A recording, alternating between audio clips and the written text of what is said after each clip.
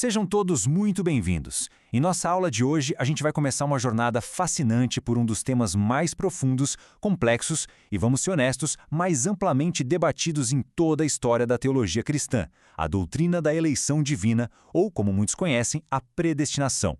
Para quem já acompanha os debates e se dedica ao estudo sistemático dos textos sagrados, sabe que esse é um tópico que exige muita reverência e mente aberta, porque mexe diretamente com quem Deus é e como a salvação funciona.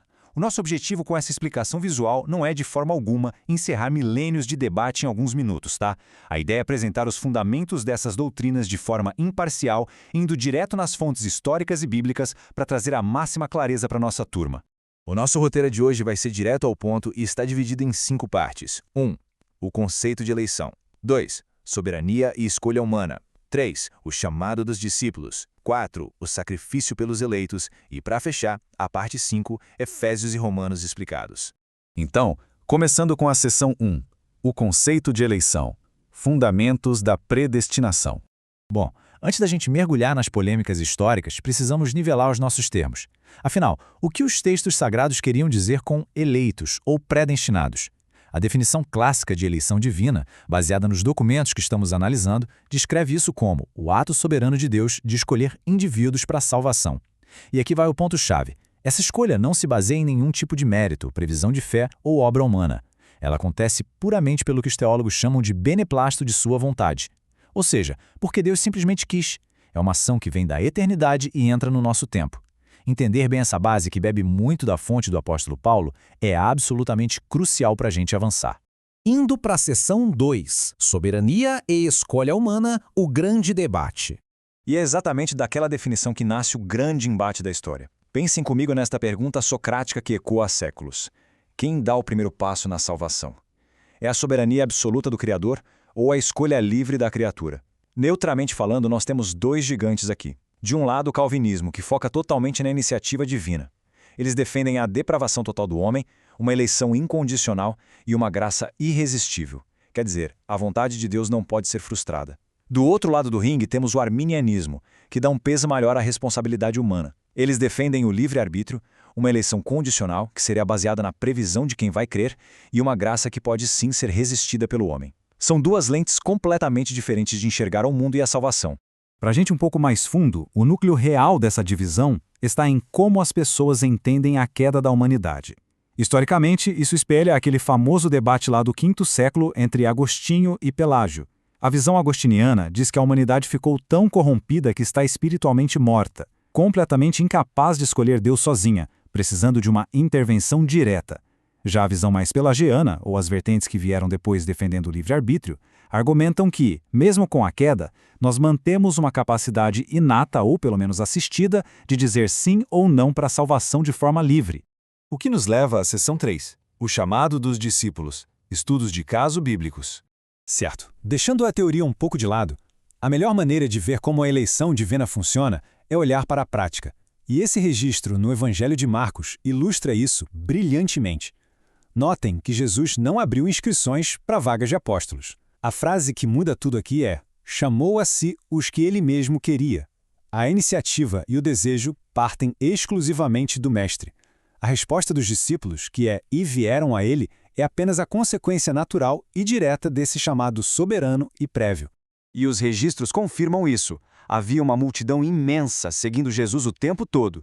E o texto até cita 72 discípulos enviados em missão. Mas, daquela multidão inteira, só 12 foram meticulosamente selecionados para o núcleo íntimo. Mateus foi tirado direto da mesa de impostos. Pedro, André, Tiago e João foram chamados no meio da pescaria, sem aviso prévio. E tem o caso do apóstolo Paulo em Atos, que é literalmente descrito como um vaso escolhido, separado a dedo para uma missão específica com os gentios. É um padrão claro de escolha direcionada em ação.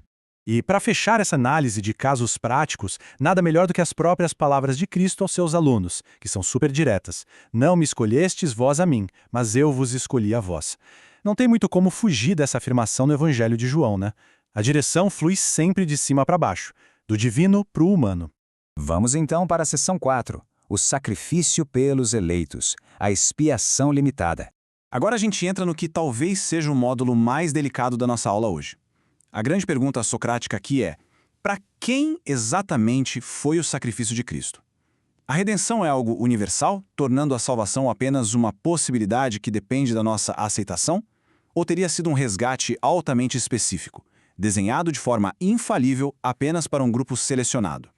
É aqui que entra a teologia reformada com a doutrina da expiação ilimitada ou redenção particular. A definição é no mínimo instigante. Ela propõe que o sacrifício na cruz é sim poderoso o suficiente para salvar literalmente o mundo inteiro, mas a sua eficácia se aplica apenas àqueles que foram predeterminados e dados a Cristo pelo Pai. Para essa visão, a morte na cruz não falhou em salvar ninguém, porque ela atingiu perfeitamente o alvo que planejava atingir.